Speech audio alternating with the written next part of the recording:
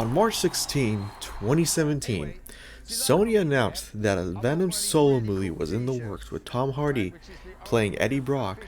Not only did they announce the film, but also confirmed it would kick off a shared universe with Spider-Man villains like Kraven, Morbius, Rhino, Black Cat, and Sandman, setting up a Sinister Six movie, bringing them all together, Avengers style, in this one epic movie. Once everyone heard the news, everyone, including Spider-Man fans, Marvel fans, went crazy and were excited to see what Sony had in store. One possibility was bringing back Andrew Garfield's Spider-Man as the face of this franchise, but once Venom came out, then the sequel, then Morbius, then Madam Web, then Venom: The Last Dance, and finally, with the recent Kraven the Hunter, they all flopped hard in the box office, leaving fans upset, overwhelmed with these films. Well, today we're gonna dive in with the problem of the Sony Spider-Man universe. Let's get straight into it.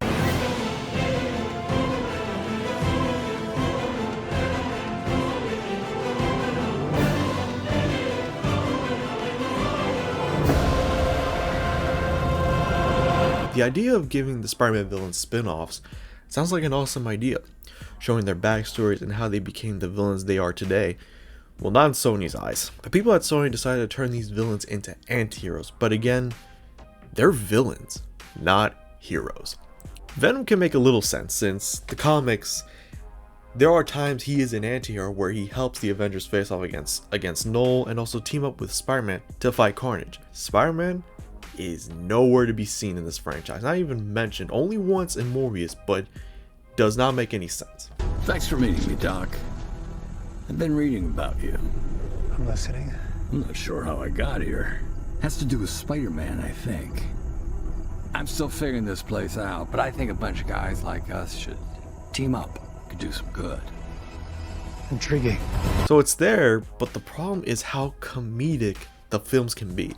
Now, don't get me wrong, the dynamic duo between Eddie and Venom has pretty much grown on people, but just when the sequel came out and the third film, it just wasn't it. Venom is opposed as a big threat in the comics. We later see him in a DJ party. A DJ party, where this is Venom, almost a Thanos level threat in the Marvel universe, at a DJ party. It's like, what? Especially having Carnage as the villain for the second Venom movie. I think it was a huge missed opportunity to not add Spider-Man in the mix, which we'll talk in a second as to why Spider-Man isn't in these films. It later turned out to be a big disappointment, with fans calling it the worst film in the Sony franchise, and they're not wrong. But going back with the anti-hero stuff, most of the villains are not anti-heroes at all. Kraven just came out. No way in hell this guy is an anti-hero. This dude is a straight out menace. He's a villain, and you can even see it in the comics. And also, for me, in my opinion, Spider-Man 2 has the best adaptation of the Kraven character, the Spider-Man 2 game. It portrays the character so well. It stays true to the comics and showed like that is Kraven. Not the movie. The movie did none of that. They just changed the character into something he's not. Then obviously the film flopped, with people coming out and saying the movie had poor writing, slow paced, terrible ADR, and most of the movie didn't make sense. And the only things the movie did right were the action sequences and the designs for Rhino and the Chameleon. Everything else, just not good. With Morbius, in Sony's eyes, was a financial success, but it wasn't. Was it any good? No. It was awful. It was all because of the memes. Pretty much, thanks to the jokes, this film did well, and it made a well profit for them. But it wasn't because of the story. The story was garbage. Pretty much, the memes saved this movie. But the one thing was that Sony thought everyone enjoyed the film. They released it again in theaters, turning the film into more of a joke. Let me tell you, the Morbius era was a fun time. And it was a fun time also, but not real at the same time. It's just like, the people at Sony are just not real people. Then later we got Madam Web, the the fourth installment in the Sony Spider-Man universe, which is considered one of the worst comic book movies of all time. It really hurts me to say it because this is Madam Web. She has a huge role in the Spider-Man lore, and to see her done dirty in this movie. You had this amazing cast playing these characters like Julia Carpenter, Anya Corazon, and Maddie Franklin. You'd expect this to do well, but no, it was god awful. I had faith in this movie. I had faith in Madam Web that maybe, okay, this is probably Sony's redemption. I was 100% wrong. I was not expecting to do this bad. This movie made Morbius look like Interstellar. It made Fan Four Stick look like Casablanca. And it made the Ben Affleck Daredevil film look like a damn Akira Kurosawa film. How can you fumble that hard? The people who wrote the film were also the writers behind Morbius, so that's a massive red flag, which not many people saw, but unfortunately, it was terrible. Like, it was bad. The CPR scene, that's not gonna get out of my head. You lock your elbows, and then you place the heel of your hand right on the sternum, okay? And then you pump, and you wanna go like 2 inches down, and you wanna keep a rhythm like a heartbeat, okay? I was also very disappointed in this because Madam Web, like I said, is so important in Spider-Man as she could tap into the Spider-Verse. There would have been a chance we could have seen the Spider-Verse films cross over in that film as a little cameo, and maybe see Toby, Tom, and even Andrew. Like, that would have been awesome, but in the end, it was just wasted potential. And there was even concept art of Tom Holland's Spider-Man fighting the villain of Madam Web. Once again, another missed opportunity to not add Spider-Man into this. There's no Madam Web without Spider-Man, really. And with the character not in it, it makes it kind of pointless. With all these films bombing one by one at the box office, it was not until Craven that Sony would be done making these villain spin-offs and focus more on Beyond the Spider-Verse, Spider-Man 4, and the Spider-Man Noir show, which, as they should.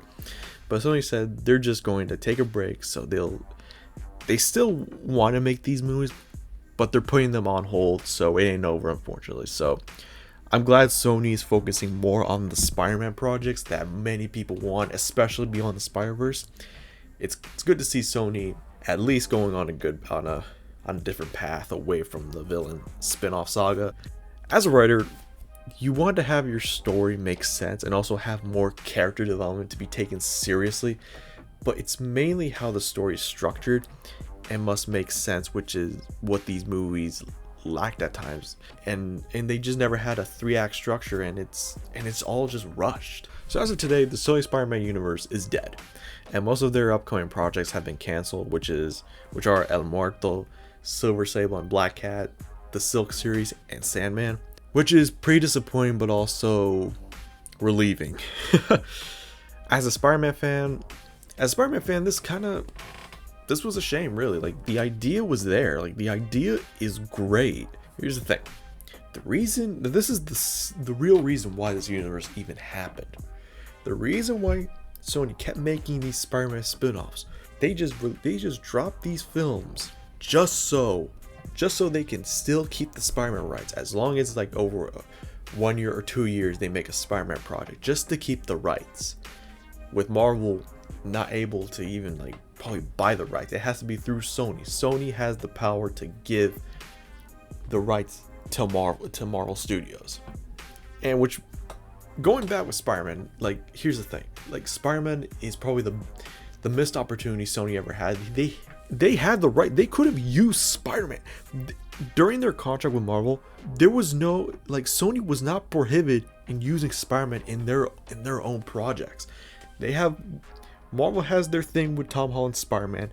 Sony could have done their thing with Spider-Man. During their contract with Marvel, we could have seen Spider-Man pop up in these movies, like Andrew Garfield's Spider-Man as the Spider-Man in this universe. What a wasted opportunity was that? Sony had it in their hands and they refused to use the character, which honestly makes my blood boil. Like, why?